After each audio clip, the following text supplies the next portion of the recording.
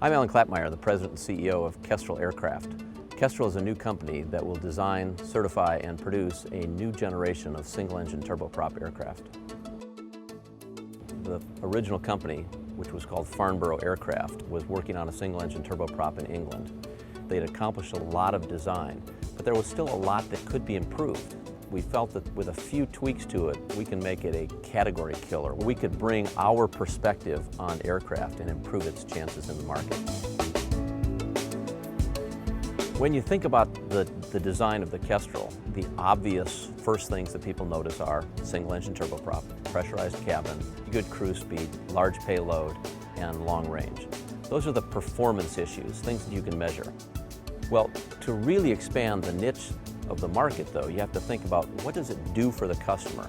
How does it add value to what the customer is trying to get out of life? And that's where we thought we could really change things. Make the airplane more comfortable, make the airplane easier to fly, make it have better visibility, make it have better aesthetics, make it have better handling characteristics. These are all the things that are tough to measure, but in the end, make the difference to the customer. This is going to be a great product.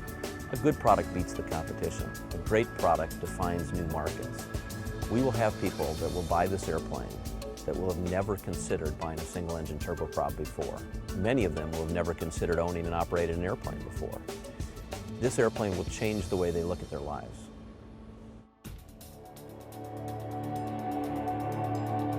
The Kestrel aircraft is made primarily of carbon composite construction. That improves the aerodynamics, it improves the crashworthiness, it improves the aesthetics. It's really a great way to build an airplane. It'll be the first airplane in its category to be a carbon composite airplane.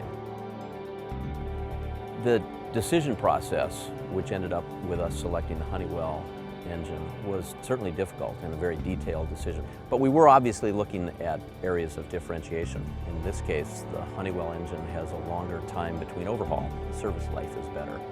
It also is a little bit quieter in flight, and it's a little more fuel efficient. And one of the key characteristics of this airplane is to be fuel efficient, to be better for the environment.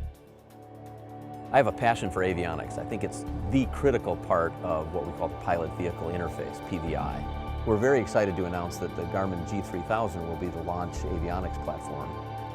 The G3000, as most people know, is a widescreen, wide aspect ratio screen, which provides great real estate for a very user-friendly interface with the pilot.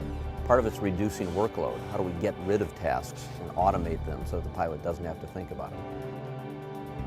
The idea behind this flexible, configurable baggage space is that people use their airplanes for different purposes.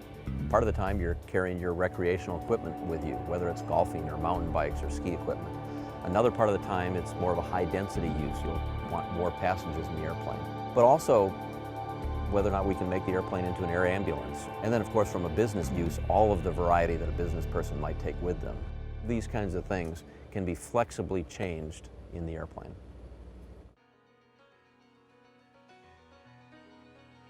One of the most difficult things is putting together the financing for the project. In our case, much of that financing is the money that's already been spent by Farnborough Aircraft and been included as part of the new company, Kestrel Aircraft. A second critical piece is financial economic development aid. And what we had done was looked at a number of different locations where first we felt we could do the project, and second where we wanted to do the project. We're very fortunate that the team of economic development led by the mayor of Superior were very enthusiastic and, most importantly, really worked together well. What we expect to deliver back to the community is a lot of economic prosperity.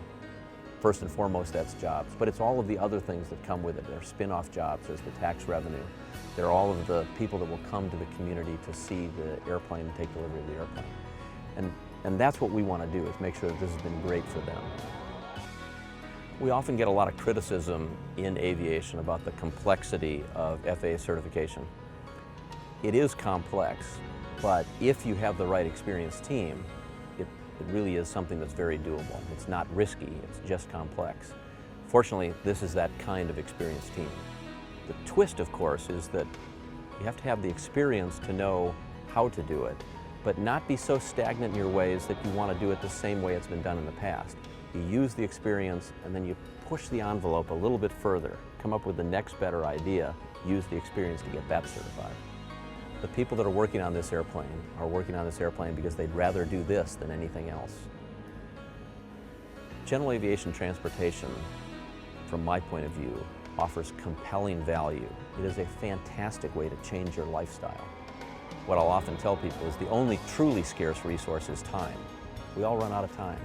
The way you get more out of life, the way you get more out of the time you have, learn to fly, get an airplane. This airplane will do that in a very, very dramatic way for people.